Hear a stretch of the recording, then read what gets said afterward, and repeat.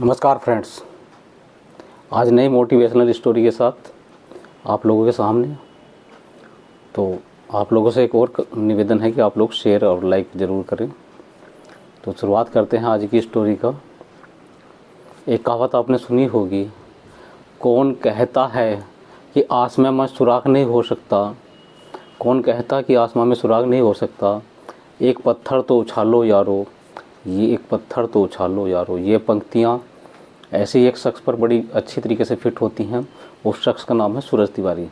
जी हाँ दोस्तों, एक दर्जी का बेटा सूरज तिवारी, गरीब परिवार का बेटा, और एक हादसे में दोनों पैर, एक हाथ और एक हाथ की 2 उंगलियां, मतलब चारों हाथ पैर में मात्र 3 उंगलियां एक हाथ की। सोचो वो इंसान क्या कर सकता है।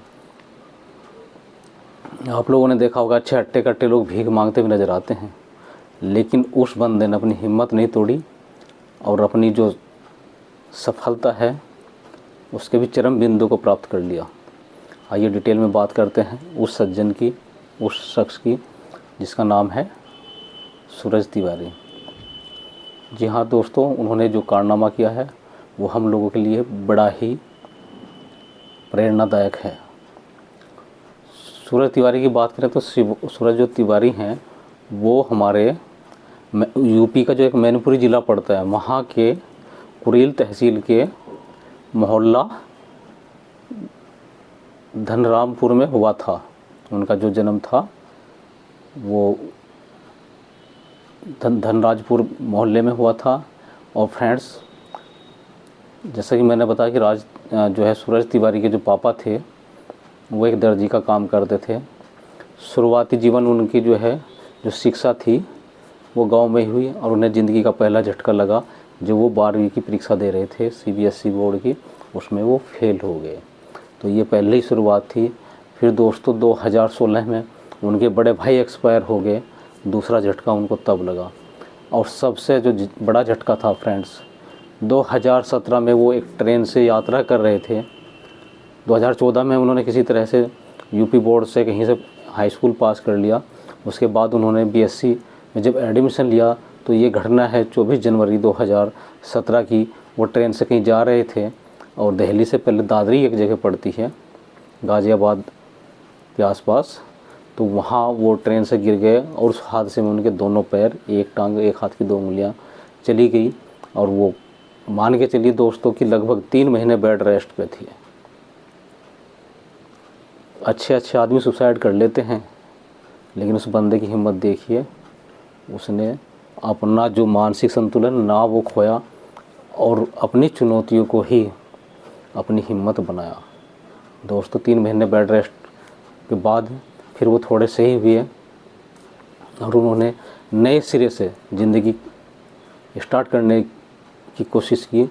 उन्होंने फिर जवाहरलाल नेहरू यूनिवर्सिटी जो नई दिल्ली में स्थित है उनका एंट्रेंस एग्ज़ाम दिया, बीए में एडमिशन लिया, बीए और एमए वहाँ से पास किया। और मैंने जैसा बताया था कि 2016 में उनके बड़े भाई की भी मृत्यु हो गई थी।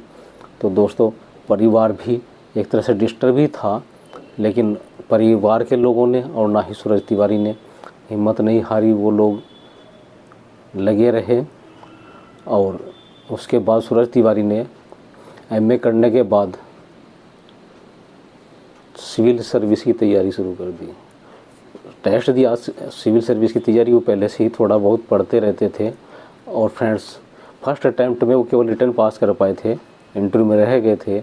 लेकिन सन 2023 में, सन 2022 की जो परीक्षा थी, यानी कि उसका 23 में रिजल्ट आया, तो सन 2023 में उन्होंने ऑल इंडिया रैंक 917 थी उनकी और आईएएस की परीक्षा पास की। अब सिविल की परीक्षा पास करना कोई छोटी मोटी चीज़ नहीं है। सबसे बड़ी बात है बिना किसी कोचिंग के फर्स्ट अटैम्प्ट में रिटर्न निकाला और सेकंड अटैम्प्ट में जो है फाइनली वो आईएएस सेलेक्ट हो गए हैं। फ्रेंड्स, यही कहानियाँ हम लोगों की हिम्मत बढ़ाती हैं ताकि हम असफलताओं से घबराएं नहीं और आगे बढ़ने के लिए हम हमेशा लायलीत रहें, हम हमेशा प्रयत्नशील रहें। नए फिर वीडियो के साथ मिलते हैं, लेकिन आप लोगों से गुजारिश है मेरी हाथ जोड़ करके कि चैनल को अधिक से अधिक शेयर करिए ताकि अच्छे लोगों का भला हो सके, अच्छे लोग, मैं उन लोगों को कह रहा हूँ जो निरंतर समस्याओं से घिरे हुए हैं लेकिन वो आगे बढ़ना चाहते हैं।